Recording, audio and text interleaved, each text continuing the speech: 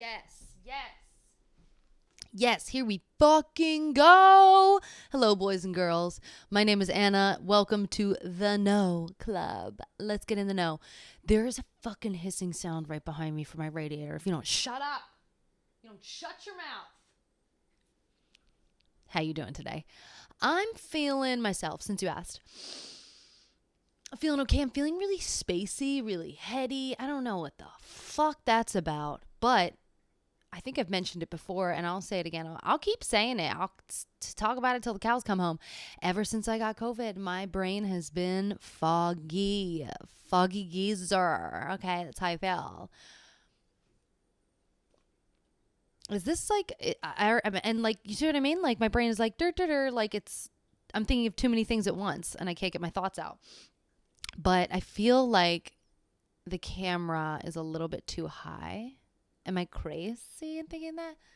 Am I crazy? No, actually, it's probably fine. I'm just wigging out for no reason. Get a sip of my water. So if this is your first time here, I mean, obviously nobody's watching right now, but if anybody watches back, it's your first time here. This is the No Club. My name is Anna. I read about shit I know nothing about and I want to know. So that's going to be a whole wide array of information, from feminism to racial injustice, to white supremacy, to right now we're doing policing in America, in the United States.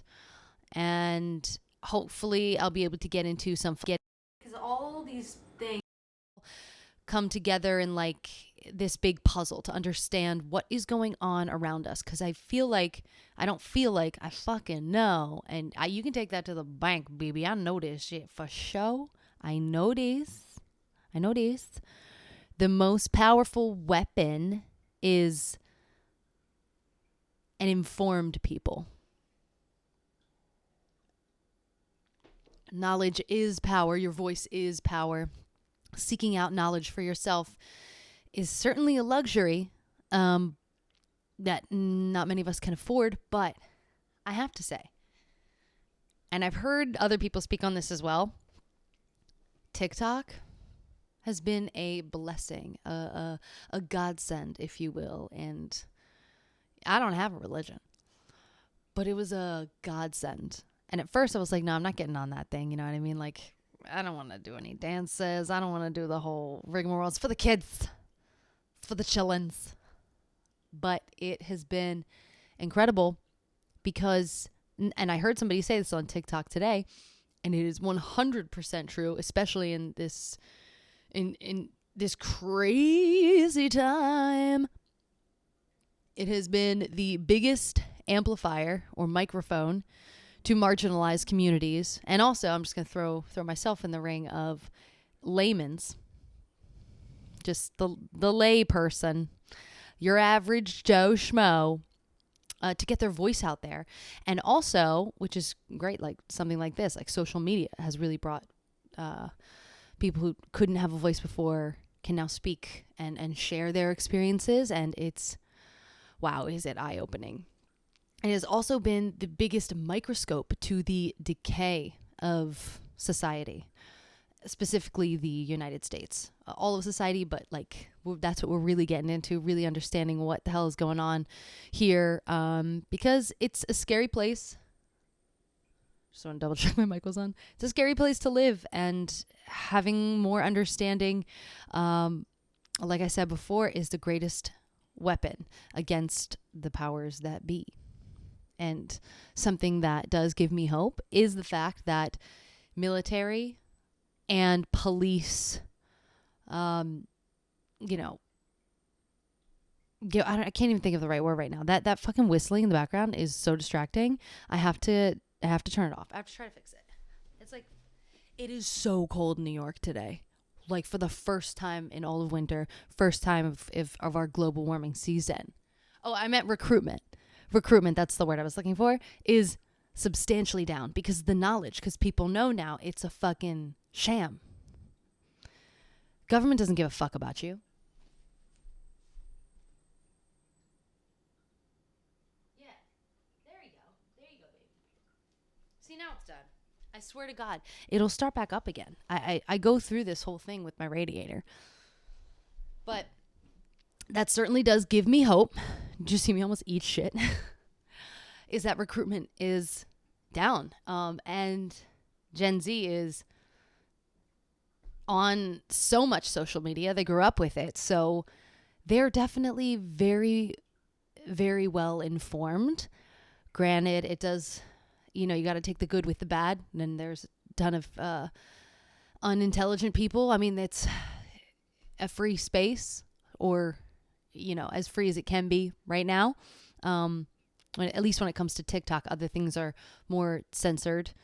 But yeah, I don't even know where to go with it all, what to do. I have said it the past couple videos. I still think it, but I am also realistic in that is going to change here in this country. Like, the only way to get the things that we want and to change the power structure and the systems is to have a violent revolution. But because of where we live and even just what we're reading and the things that we know about living in America, that is a 100% death sentence. So going out there and, trying to, even in a huge amount of people, it is still a death sentence, because the government has a private army known as the police, and your regular Joe Schmo who is supportive of them probably also, most likely also has a gun. So, and people aren't willing to sacrifice their lives for a country that doesn't give a fuck about them. And that's really why this country is able to exploit all of its people, because it's oppressing us. And we don't believe in the country enough to kill ourselves. So until every single person is unable to buy eggs and the basic necessities, and don't get me wrong, it's getting expensive. Like, things are getting difficult everywhere in every arena of life. That kind of revolution, that violent one, is not going to happen because people aren't willing to sacrifice their lives for something. The majority of people are not, because we haven't, it's just not our, especially with the more that you do know, it's like, do I really even want to fight this? Or maybe do I just want to be as free as I can from it, which I think is the way that we're going to go about it. For example, today I took some steps in, ridding myself of some of the poison that my body, my biggest organ, my skin, for one, has been taking in since I have, been here on this planet, because I haven't questioned what is in my products. And it was just never a huge priority to me because I didn't know. But now that I know that laundry detergent has household products has the most carcinogens, and you're wearing your clothes, right? The biggest organ on you is your skin, taking all that in. So I just Googled, how can you make your own laundry detergent? And so I got those things. And it was really fucking hard to find those things in New York. One ingredient is washing soda. And I'd never heard of washing soda. I know baking powder and baking soda. No store in New York had washing soda. And I wonder why that is. Interesting. I think I could have Instacarted it, but I don't have an Instacart account, and so I wasn't going to do all that for one item. But it was very easy to make at home. Actually, you can make your own washing soda if you put baking soda and you heat it up for 30 minutes at 200 degrees in the oven and it changes the chemistry of it. Fucking cool. So learn something new there. So this is ultimately going to save my body a little bit, you know. I mean, maybe I'm too far gone, too far into it, but it's one way that I can fight back. So I'm saving money because it's just not that much stuff. It might not be saving a ton of money, but how many loads of laundry I go through, and like just like white wine vinegar, a little bit of that, and some essential oils, you know? So I looked into that. I made fabric softener, and I made laundry detergent. I'm really fucking excited about that. And I hate the smell of vinegar. And I smelled that shit with the amount. I maybe did a little too much of the essential oils, because I'm like, I'm not going to be smelling like fucking vinegar out there. But you also only put 1/4 of a cup of the fabric softener, which is like so much vinegar. So I'm like, hell yeah, no big deal. I can do that. And then I also made my own hand soap, because I looked at the back of what is in the hand soap, and I'm like, all these dyes and all this fucking shit. I have no idea. I can't pronounce half of the names. I'm like, give me like 2 or 3 ingredients. I put some vitamin E and some olive oil, and then some basic ass Bastille soap, essential oils. I was lucky I did not have to pay a lot for essential oils, because my mom gifted me some oils 2 Christmases ago, and they're still good. Yay. They still smell really strong. I didn't open like any of them. And I can't now because I have a kitty cat. And most of these oils and these smells and stuff, cats and animals are allergic to them. Not allergic, but are fucking deadly. So it's a little different.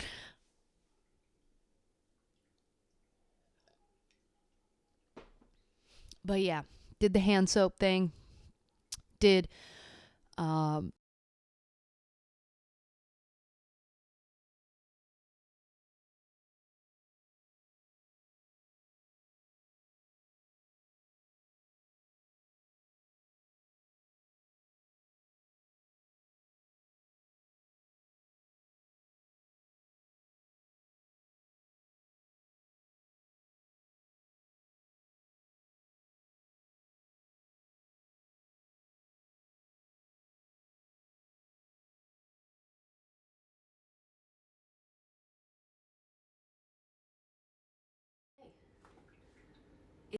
like that bottle was like $9.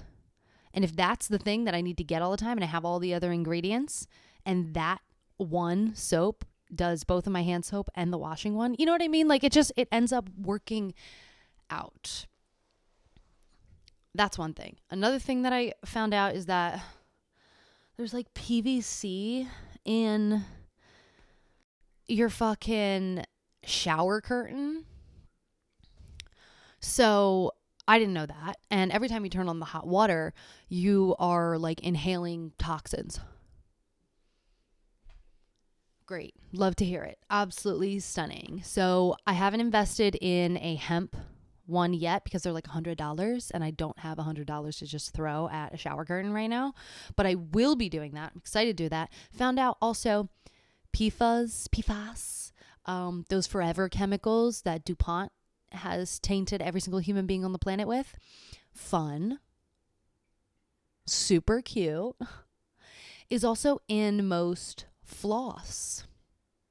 All the floss that you get at the store. So I'm like, okay, well now I'm trying to be like good about my teeth and everything, and proactive and flossing every day. I've gotten better with that. Now I'm like, well, fuck, I'm literally just putting toxins through my fucking teeth. So I'm going to invest in one of those, just the water flossers, the water jets. So there's little things here and there. I'm looking into microgreens. That's going to be a longer project. I already have like a full plan, everything that I want. The setup that I would need. It's mostly, the biggest issue is just financing it and figuring out where the fuck to put it in my nice apartment, but relatively small apartment, you know, for starting to add plants and things. And then just looking into growing some some other, like, maybe some fruits here and there on the windowsill or hanging them up here, because if I can get all my nutrients and stuff, I'm not gonna be able to have enough for 2 people for 30 days, because it's a whole thing. You need space to do it, and it's not feasible in New York, and it does take that amount of money up front, and then you're good. Then you're fucking solid for months and months and months and months. But I wish that my eyesight wasn't so bad, because the screen is literally so far. I have to like get up to read. If your teeth are sensitive, be careful with the water pick. It really goes sensitive teeth. Ooh, I do have sensitive teeth. I appreciate that. I feel like I'm just going to have to grin and bear it and get over it, because I would prefer being uncomfortable like that than to be using the floss. Thanks for listening, though. I appreciate you and for tuning in. I think it's just me and you out here. But all that being said, I think that is really where the revolution is going to be happening in your homes, and trying to fight against the system and keeping yourself as healthy as possible and also as informed as possible. Speaking of, it is Black History Month. Happy Black History Month. I feel like fucking Florida. Oh my God. The banned books situation, absolute fascist nightmare happening in Florida.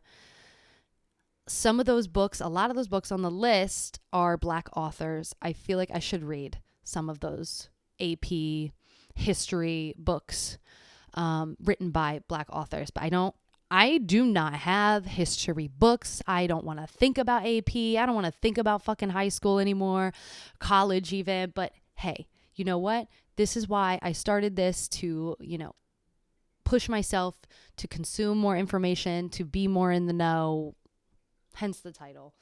So I'm going to have to purchase some more books, because I'm telling you right now, I am starting to get just kind of pissed off at this one right now. I'm like, I'm just going to keep learning that the statistics are all, they can't be trusted. All the information is not, there's just not enough oversight. So everything that I'm learning, it's kind of just reiterating things that I already assume to be true, that the police don't report accurately. And it's unfortunate to know factually that that's true. But like, where do we go from here? Like, there's still so much of this book left. There's so much more. It is not a difficult read. It is a dry read. Okay. But it's a tall book. It's a tall boy. And we're only at page 61 of, 240. Not that that's not doable, but I don't know how much more of this I can take in, because the point is that the point of the book right now for me is that there's no oversight for the police. So any more statistical information that's going to be done is just going to be showing that, yeah, everything is fucked. The real problem is guns. The real problem is misogyny. The real problem is, the fact that the military gets so much ridiculous funding and inadequate training. I would like to read a book about the training, because I know it's different in every state. That's fucking crazy. That's wild. It's like we live in not a country, in 50 little countries, That's how we see. We're not united at all. And that's what America is. That's what we do here. We're just undivided as shit. That's all I'm saying about this one. I don't know how much more of this I can read, because it's just pissing me off. It's fine. I don't mind being pissed off. But I feel like I'm kind of like almost wasting my time, because it's just, well, let's keep going. You know what? Let's give it some more time. I'll show you what I have on deck, though. Entitled. They're both by Kate Mann, these books. We've got Entitled, How Male Privilege Hurts Women. I want to fucking read that. Like, I really want to read that. I'm very fucking interested. Okay? I know it's going to be amazing. She's a great author. And then we have Down Girl, The Logic of Misogyny. And I really want to fucking read that. This is not doing it for me, When Police Kill. And there's not enough about race in it for me. You know what I mean? It's very cut and dry that here are the statistics. The statistics are that they are wrong and incomplete and What have you read thus far at the halfway point that really stuck with you? What have I read thus far in the halfway point of this? In 60 pages, something that really stuck with me. I think the fact that the SHR, the Supplemental Homicide Report, which is a part of it's fucking ridiculous. Supplemental Homicide Report is not something that the police have to do. It is a volunteer program. Another fun little tidbit, which is not fun, is that all of the reporting is, and this is lowballing it, is about half accurate to the SHR, the vital statistics, and what is the other? It's just so much is under counted, and there's no oversight at all in these departments. And actually, the most trustworthy information is when you do media, when you look at data, and even that they're getting from the police. And another crazy fucking thing that stood out to me was that there was zero analytical research at a scholarly level done on police shootings until 2011, 2012. That's insane. And that it really wasn't until 2014 when the Ferguson shooting happened where it became put into the public perspective, the public eye. People didn't care about it because, the media wasn't reporting about it. They were reporting more about the executions that happened each year than they ever did shootings. And that's some of the stats that I learned around average 2000, I want to say 2003. It could be 2009 to 2014, or it could be 2003 to 2009. I'm trying to fucking remember. Anyway, it was a yearly average of executions and then police shootings. And the police shootings are only about half as accurate of being reported. So it was around 444 for police shootings a year, which is inaccurate already. And then national executions was around 40. And in the media, they were reporting a substantially higher amount on the executions and a shockingly low amount on the police shootings. Because it just wasn't important. And I also think he mentioned it too, and I definitely get that because there's so much about the individualism here, and we're not unified, is that when it comes to police, we just view them as, this part of this community and not as the larger government. The larger government, when we think about executions, we think about, that is big government. When we think about police in the public perception, it is just a community, local, state, and they're not here to protect. It's very scary. Anyway, I'm gonna get into this read, but I have to get up again to read that. The reason there's no oversight. Yeah.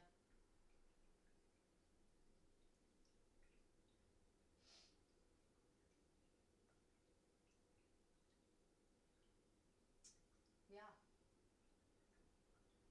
Can't report the actual crime, the stat, anyway, because it compromises the open investigation. That's one fucking reason, that's for sure. All right. Are we ready for more? And they're thinking having a... Yo, I gotta get my eyes checked. I'm also using my phone, by the way, so this is real small.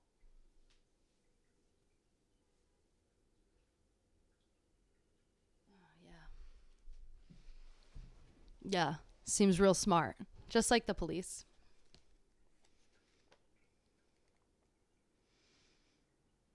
We're going to keep going, though. We're going to keep it up. We're going to keep it up. Let's go.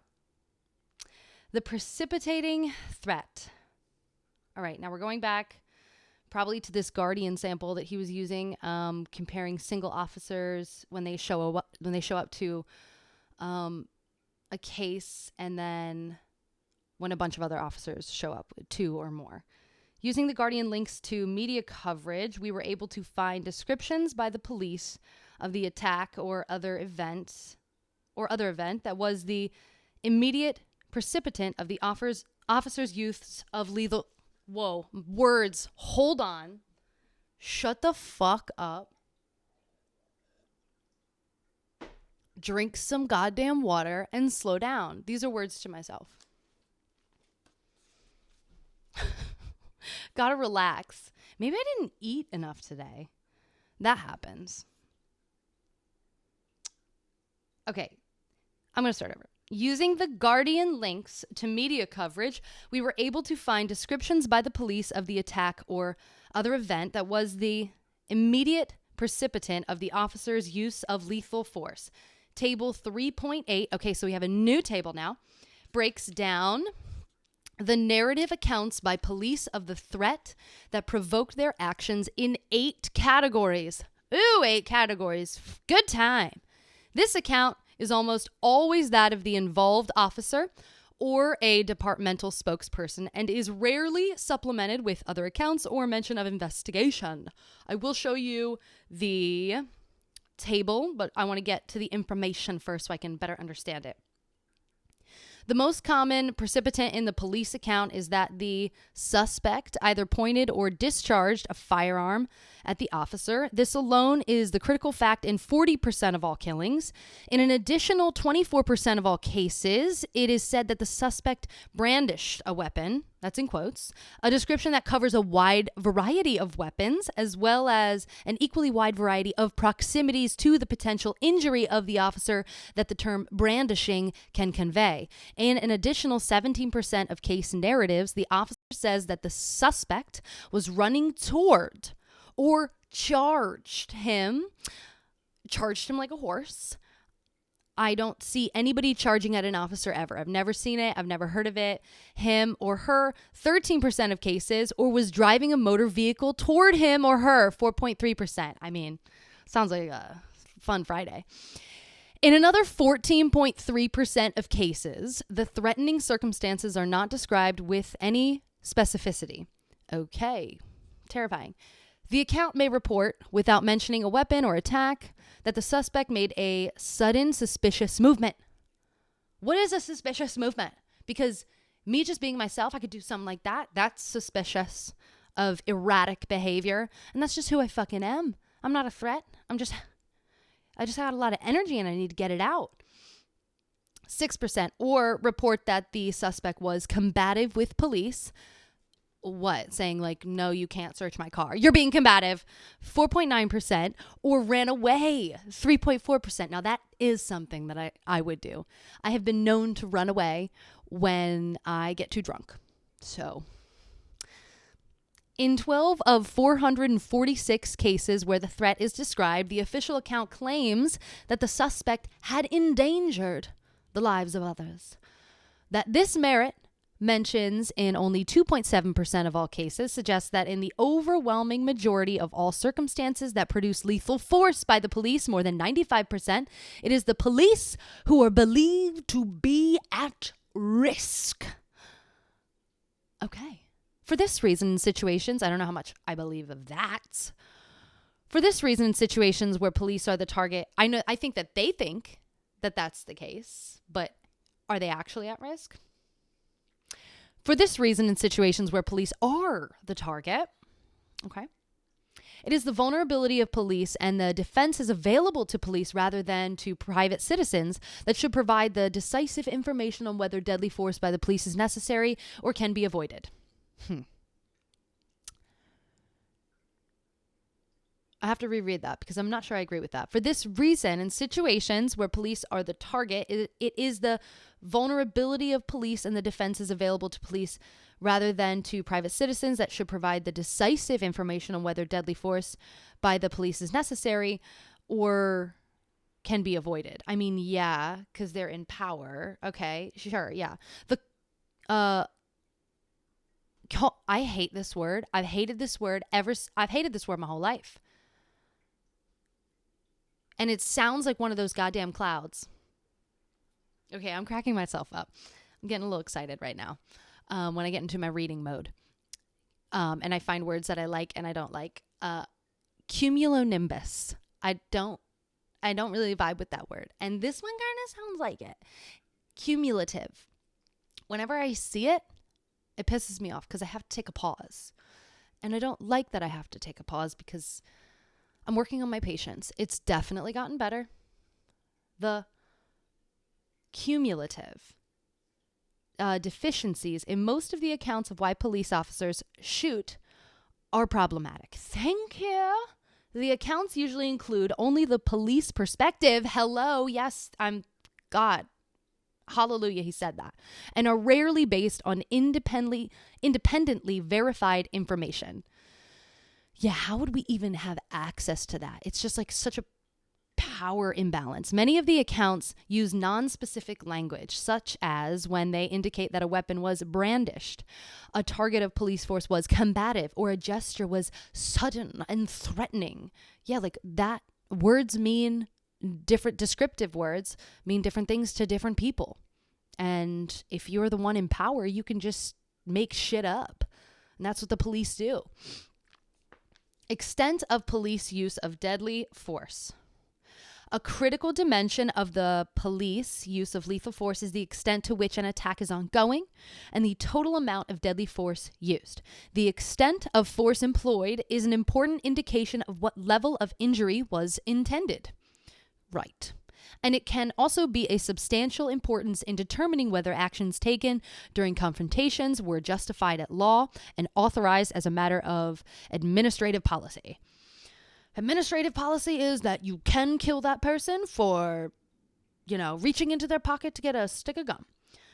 But details about the duration of attacks by or against police are often not available in media accounts and are almost never part of the statistical reporting in official statistics such as the FBI supplemental homicide reports. I hate that. I hate it so much. It makes me angry.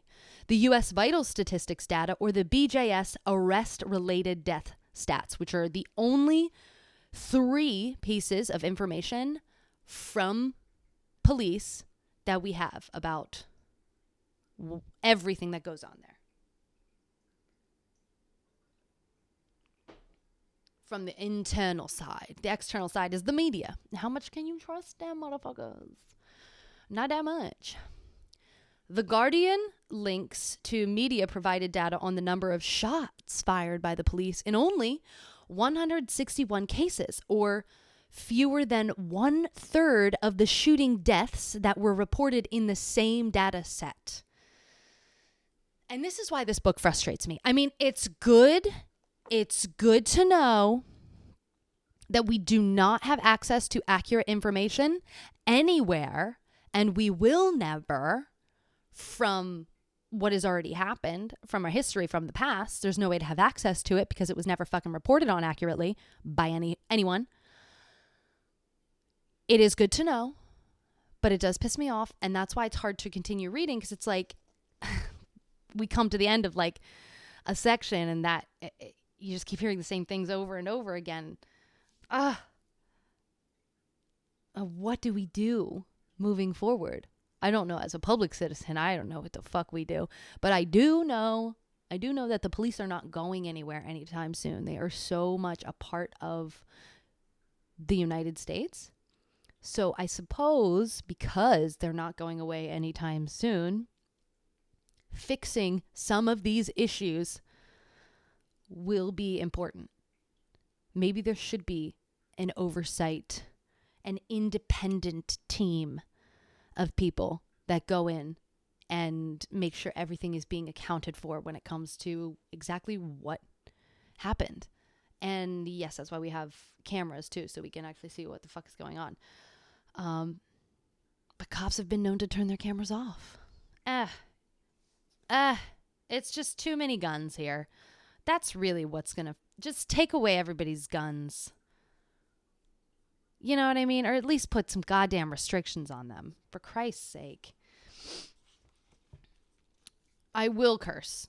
I will not stop cursing. I love it. I like it a lot. With such a small fraction of the cases producing any count of shots fired, there can be no confidence that the minority of cases with some reports on shots fired are representative of a comparable proportion of such incidents among unreported shooting deaths. Okay, so we can't get any accurate information. Superb. Table 3.9 provides the count for the 161 cases. I have to get up to read what you wrote. Okay, I'm done typing. Carry on. Carry on. No, I don't mind you carrying on. You can carry on. I do get easily distracted, though. And, I will have to upgrade my phone to a laptop or a PC, preferably a PC, but I need a bigger space before I can do that. And then I won't have to get up every time and then read the screen and then walk back over to my mic like a little goofy goober. The scattered reports that offer mention, yes, I thought that should have been written as often mention, but that offer mention, I'm going to offer this mention. That's not everyday speech. The scattered reports that offer mention of shots fired include 12.4% where no shots were indicated. These are usually cases where a car crash was the cause of death. Another quarter where the report mentions only a single shot, and a majority of cases where multiple shots were fired. And this is only for 161 cases, also by the media, because that is the most reliable source. Scary. Ranging from 2 shots in 17% of cases to 2 cases that reported more than 60 shots fired by the police. About half of all fatal cases report 2 to 10 shots fired by the police. About half of all, yep, I just read that. That's fucking, I don't like it. The circumstances that might explain the need for multiple shots are often difficult to discern in media accounts. And there it is again. And in 2/3 of all cases, the duration of the police use of force is not reported. And there it is again. With such poor reporting in the national sample of killings by police, further study will require us to supplement the data in the Guardian sample with a complete set of reports from the Chicago Police Department that include fatal and non-fatal police shootings, where comprehensive counts of shots fired are a part of the public police record. So I think, oh, don't you fall, Mike. Mike almost hit the deck. Okay, so is he proposing one solution to these many issues within the police system? Yeah. I'm here for it. Because I just don't see, at least, I don't know. I can't give an accurate timeline when a defunding of the police here would actually happen. I have no fucking clue. My gut says not in the next 10 to 20 years. That's what my gut says. I hope that I'm wrong. But we now see that available data on killings by police in the U.S. is deficient. And I am also deficient in food, I think. And I ate today, But just like killings by police, the available data is deficient. I am also deficient in minerals. in two importantly different ways. First, the official accounts of killings by police gathered by the FBI, the BJS, and vital statistics provide no data on the number of shots fired, oh God, goody, or wounds inflicted, and media accounts also don't have these details.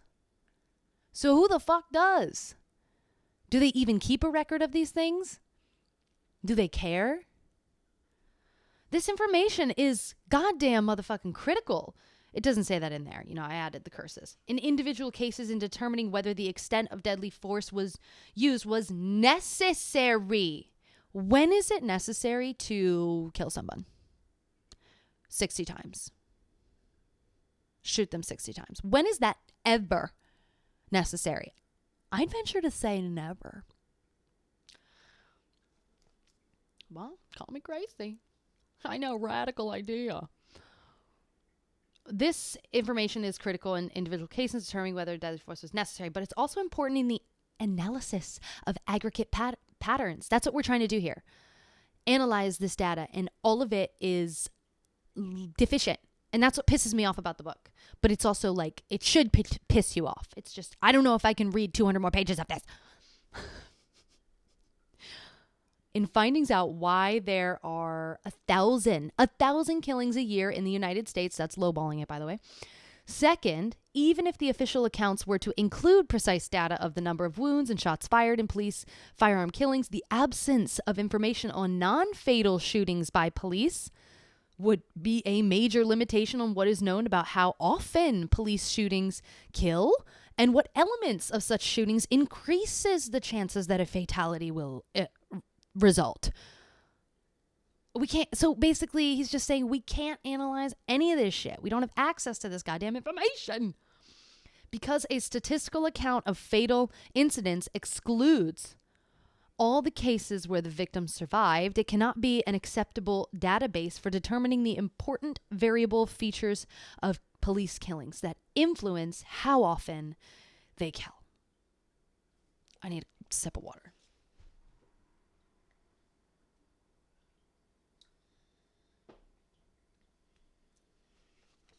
Okay. A Chicago study.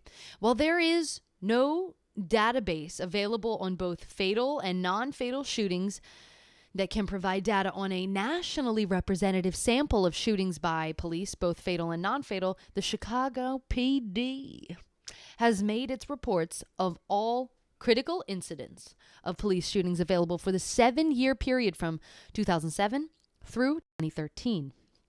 The individual reports of critical incident investigations provide data on the character of each shooting. A total of 204 reports were analyzed in our study. The total available to us in the website link. Okay, so just for a 7-year period, a total of 204 reports. And that's it. The fatality rate in these Chicago incidents was 38%. And we don't even know if that number is even reliable. But let's just go off of what they got, what they're selling us. The fatality rate in these Chicago incidents was 38%, with 78 of 204 reported police shootings causing death. 78 of the just fatality rate. Ah, yes, 78 is 34%. Okay. Figure 3.7, somehow that just doesn't, I think that doesn't feel right. I think it's probably a lot higher than that. Figure 3.7 compares the fatality rate with Chicago police shootings for the period under study with two available sets of stats on the death rate from shootings by civilians.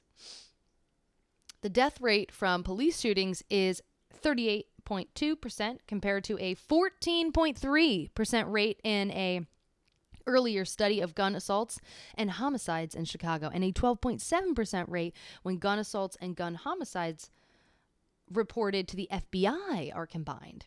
While the FBI data is quite recent, the firearm assaults reported as the denominator in that death rate estimate includes assaults that don't result in either a gun being fired or a wound being inflicted. And there is no good estimate of how many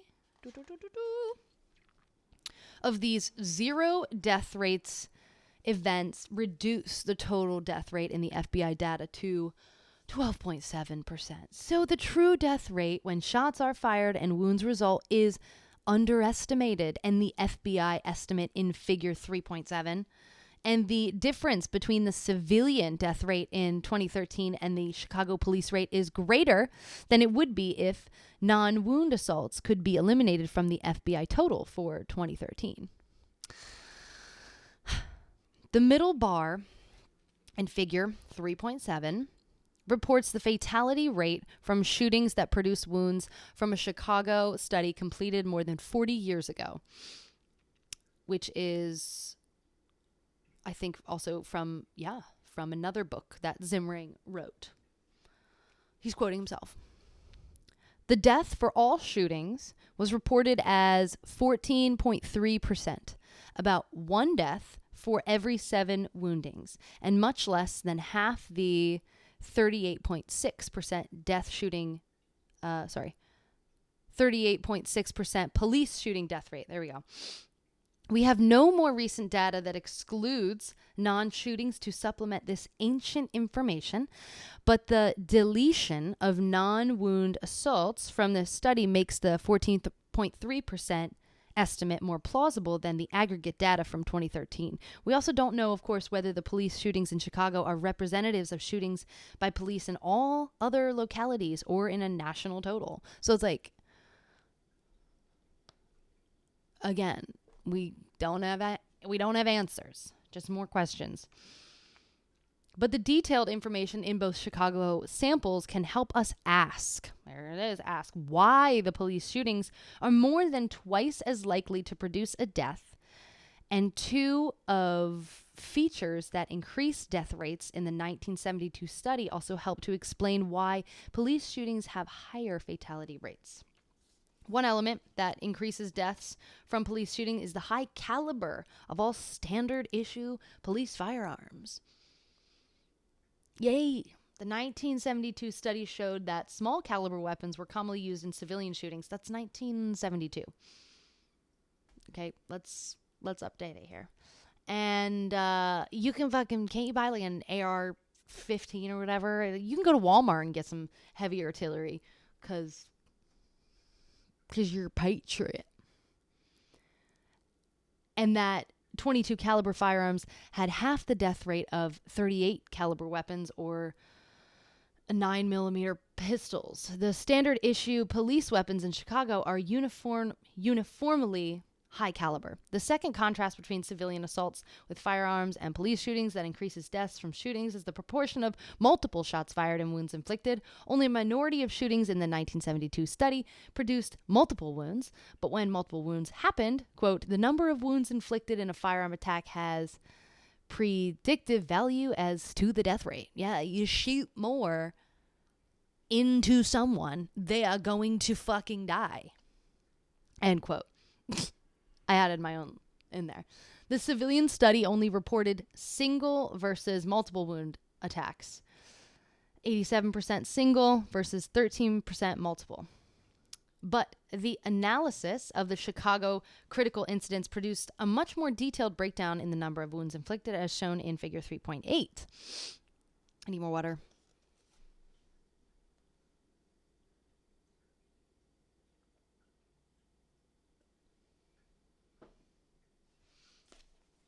I'm just looking ahead. Let me be me. Yeah, that's where I'm going to go to tonight. I see the future ahead. The shootings by police provide more than a single wound in more than half of all cases, with 26% of all shootings generating 2 or 3 wounds, 20% resulting in 4 or more, and 7.4% of the investigations reporting, quote, multiple wounds without providing a precise number. The impact of the number of wounds inflicted in the police data has a profound impact on the death rate that results. Okay, that's fucking just like common sense. Like, you don't even need to do it. I understand the importance of statistics, but like, it's duh. Hey, you got to cover your bases, and somebody's got to do it. Figure 3.9 compares the death rate for Chicago police single wound attacks with 4 different classes of multiple wound attacks. 2 wounds, 3 or 4, 5 or more, 15 cases where only multiple wounds were noted. As indicated, the death rate from single wound police shootings is 20.8% compared to a 51.4% death rate in all multiple wound attacks, because duh.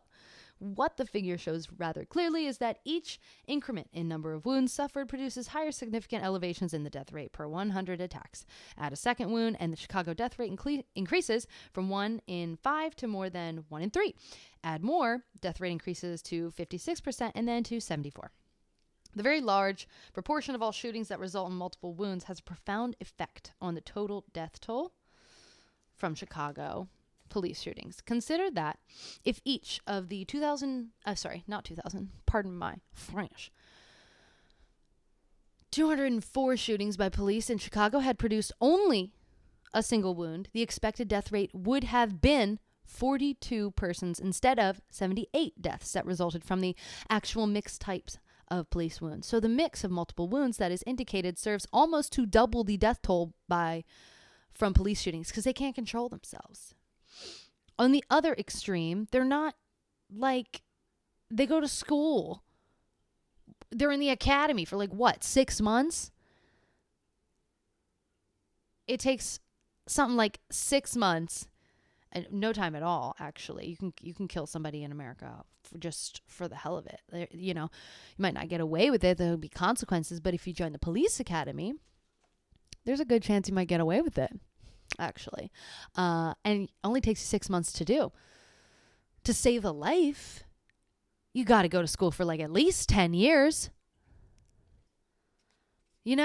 With schooling, getting your master's, with residency, oh my God. And the money?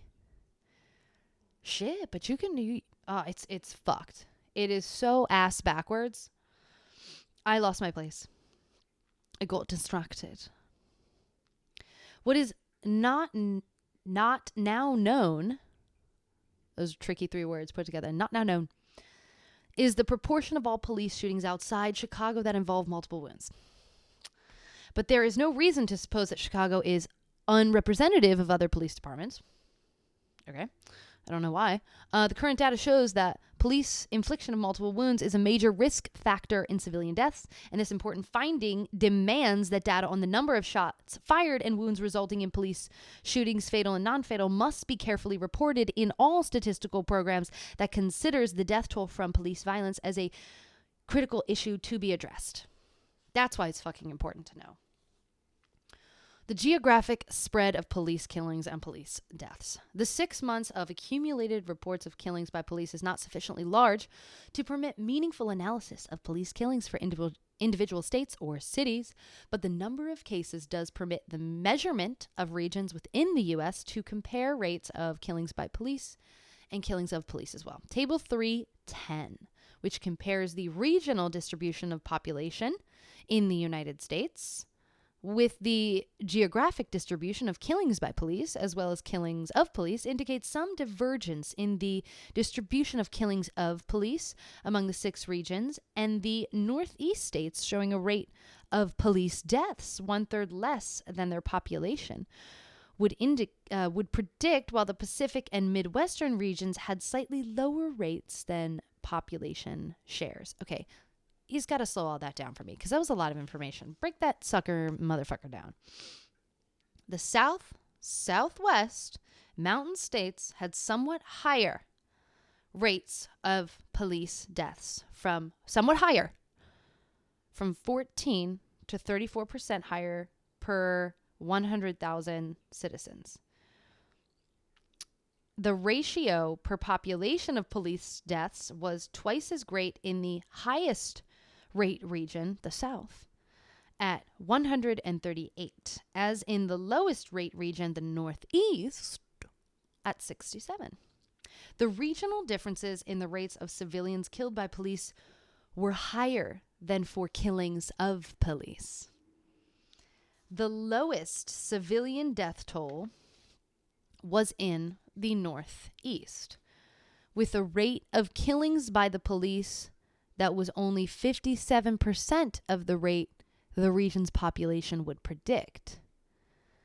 The lowest civilian death rate was the Midwest, with 74% of their predicted share of killings, and the South was just under its population predicted share of killings at 97% of the number of killings predicted by its population.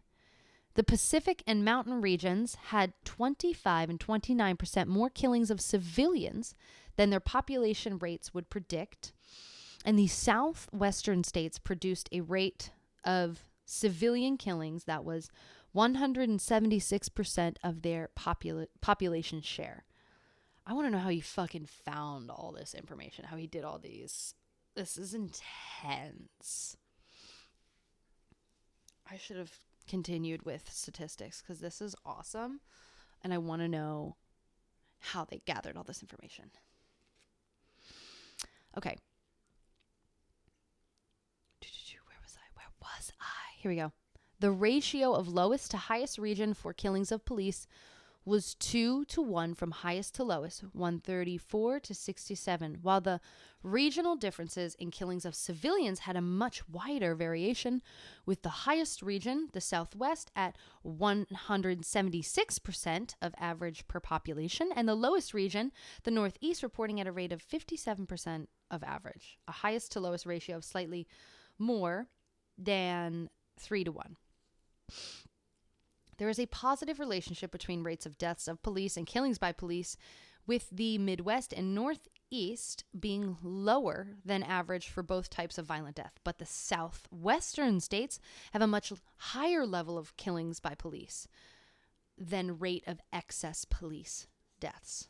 Okay, so there summarizes it all up for us. I gotta get more water. I'm an agua fiend. Agua fiend.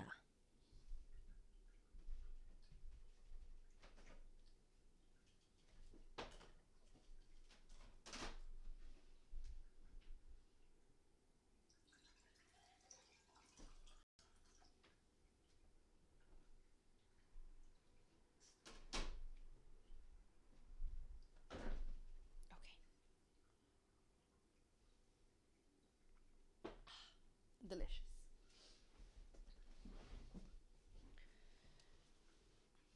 Okay.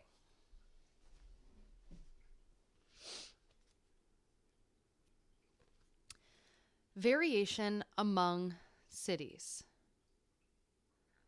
I realized also I stopped showing the charts because his summarizing is like he's getting the point across. I mean, the visual representation does help, but there's actually a lot of charts. I feel like it's just, I'm rocking with it because it's a lot of information. We're rolling. We're on a roll. Variation among cities. The information on 551 killings collected by The Guardian, I think that was in like the first 6 months of, he's got to remind me what that sample is again.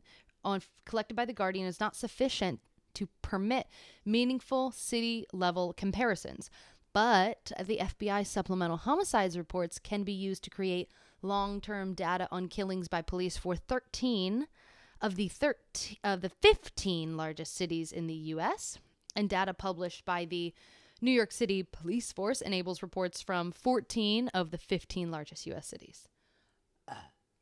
Sorry to burp. Figure 310 shows the annual average death rate per million population for 14 of the 15 largest cities in the U.S. for the 4 years 2009 to 2012 in the SHR dataset, the Supplemental Homicide Report, except for New York and San Francisco, where department data are used. The differences among cities in annual average civilian death rates are quite substantial, ranging from a low of 1.36 per million in New York to a high of 8.53 per million in Philadelphia, a rate differential of 6.3 to 1. If we focus instead on the difference between the second highest and the second lowest average rate, the rate in Phoenix at 6.23 is 4 times the death rate in San Jose at 1.59. The big city pattern does reflect the regional differences previously reported, with one speculator, specular. There we go. Come on, eyes. Specular exception. 3 of the 4 cities in the high rate Southwest are in the top half of the city level rates. The exception is Austin, Texas. But the 2 large cities in the low rate Northeast are very different. New York City has an annual death rate of 1.36, which is the lowest in figure 310. Surprising. The average rate of killing in Philadelphia for that era is the highest in the big city reports and 6 times the New York City population rate. Also interesting. The obvious indication is that departmental policy is a major influence on killing rates in major cities. So, exactly what I was saying before we even got started reading. How they train these people in different cities is totally fucking different. It's like we're living in 50 different countries. Conclusion. The analysis in Chapter 2 demonstrated that current official reports of killings by police understate the true rate of such killings by half. One result of the drastic undercount of police killings is the probability that the patterns of killings in the official stats are not a good representation of the larger universe of killings by police. And I have used in this chapter the sample of 551 killings by police counted by the Guardian newspaper in the first 6 months of 2015, there it is, to provide a portrait of the victims, provoking circumstances, and character of killings by police in the United States. Because the data available is in official stats and media reports does not provide good information on what might explain the high death rate from shootings by police, the chapter analyzes data from Chicago police critical incidents investigations over a 7-year period. The high rate of multiple shot and multiple wound attacks in Chicago is a major explanation of the high death rate from police shootings. They be doing too much with these goddamn guns. These findings demonstrate that information on both fatal and non-fatal police shootings must be available to those who wish to reduce the civilian death toll from police activity. If we can't rid police activity, we might as well get to a reduction in civilian death. You would think that that would be a priority. But a priority of who? Of this government? No, not at all. They clearly don't care about us. So how that's going to happen, I don't know. But I am going to stop there.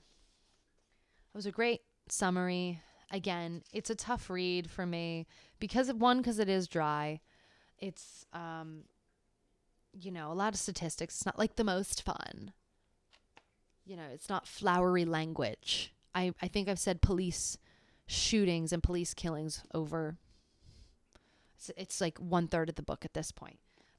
But it is called When Police Kill. So don't get it twisted. That's what we're reading about. What can we do? Just keep staying informed, That's it. I can't guarantee that I'm going to continue reading When Police Kill tomorrow because of how I feel about it. I don't really like saying circle back, but I may get back to it. I'll see how I feel next Monday because this weekend I'm not going to be recording. And also yesterday I got into creating an ebook and I was having so much fun. It took it was just a creative outlet. It took my mind away from all the bad shit and I was on a roll. When you get in that flow, I did not want to stop. So I was doing it for hours. So that's why I didn't stream yesterday, literally. And if I had a huge audience, then I would be like, my people, they're looking out for me, but I don't yet. You see, I have hope for myself that I may accrue some other people who want to learn just like me. But yeah, I was like, you know what? I'm on a roll. I'm going to have a good time. I'm going to keep making this art and doing my thing, putting my knowledge out there, what I'm an expert at. So that's that. On Monday, I don't know what time on Monday I'll be back, because crossing my fingers that I start my new job on Monday, working at the funeral home, working at a chapel, going to the chapel, and gonna get people in boxes. I'm going to be a assistant for a funeral director because I am changing careers, and yeah, I mean, it's always going to be in business. So, and I think I'd be really good at that job. And it's something that I think I talked about last time. Anyway, I'm really excited for this new opportunity. I'm extremely excited for it. I'm going to learn a ton and be really challenged. And I'm going to go to mortuary school and get into that science. Anywho, thank you for tuning in tonight, and I will see you on Monday. Don't know what time, so yikes. I'll put it in the chat, though, when I do find out. I'll see you then. Thank you for staying in the know. Until next time. Bye.